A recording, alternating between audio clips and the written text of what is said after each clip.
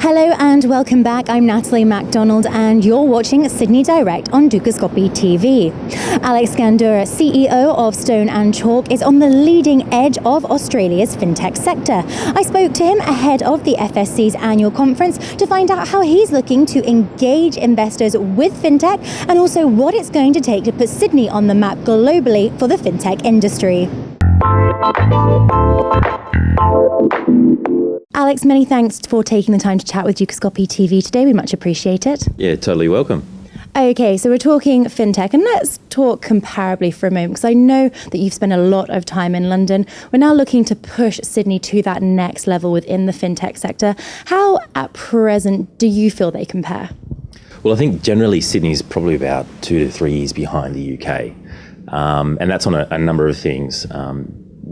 Where we're really different is that the UK led a lot of this change from the very top, in terms of from the Prime Minister all the way down, and putting startups, tech startups in particular, on the national agenda.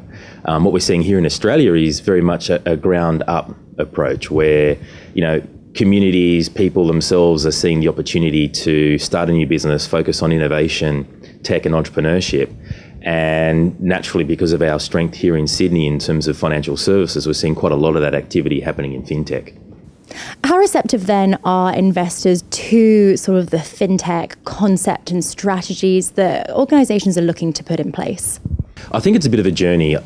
Just like London, in the early days of the fintech rise, there were quite a lot of investors that really didn't understand financial services, didn't really therefore understand what fintech really meant. And it's quite natural for people to invest in the areas that they feel they have a domain expertise and comfort in terms of where they're putting their money, and likewise in their ability to add value to those startups they're investing in. So I think what we're seeing here in Sydney is likewise the early stages of that movement in London, in that we've got a small handful of investors that have a financial services background and have a remit in fintech in particular, who are quite active in this space and deploying a substantial amount of money. And what I can see happening is that slowly, as we provide more exposure, as we provide greater success stories of investors in fintech, hopefully we'll see a lot more angels and VCs, both, I think, developing their interest levels, but also reaching out and exploring and looking to understand and be educated a bit more in terms of what is fintech and what is it, what are the key idiosyncrasies of that industry. And then hopefully through initiatives like Stone and Chalk, we can also help demystify a lot of that for them and actually increase the participation rate in the investor community. So how are you looking to engage that market then? I mean, really, what is the next step to really put Sydney on the map within this sector? Well, there's a lot of things we need to do. I think in terms of putting Sydney on the map, it's really about winning the race here in Asia. Singapore and Hong Kong are both considerable distances in front, largely because of the initiatives that their governments have put in place in terms of incentivising both investors and trying to attract startups to those locations. Sydney has a fantastic base of financial services.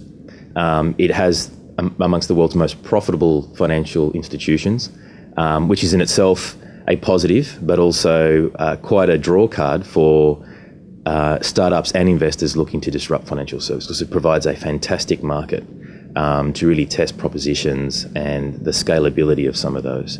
So I think there's a number of things that we need to do, and part of that is mobilising universities in terms of increasing the pipeline of talent coming through design and coming through STEM courses. And then likewise through government, but also through private industry and those same university institutions and in schools, really teaching kids about entrepreneurship as a career choice, as a great opportunity to commence your career, whether as an entrepreneur themselves or as an employee within an early stage startup.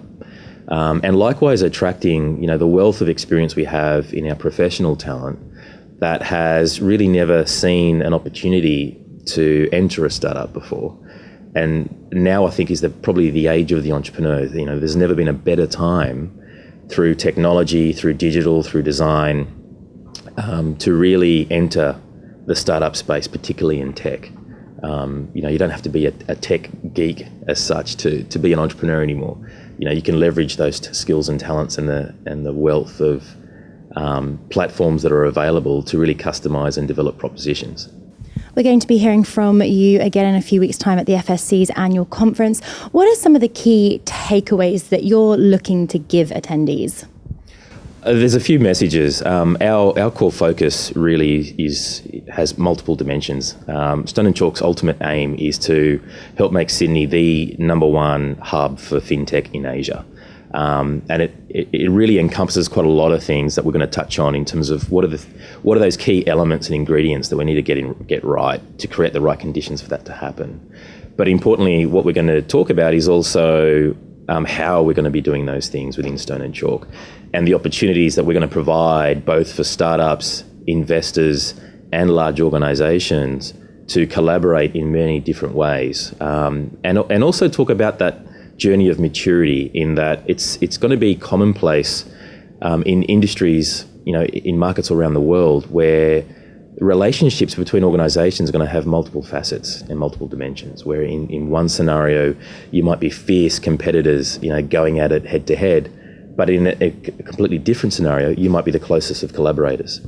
And that whole notion of co-opetition is really going to be, I think, what starts to define the existing and therefore successful incumbents.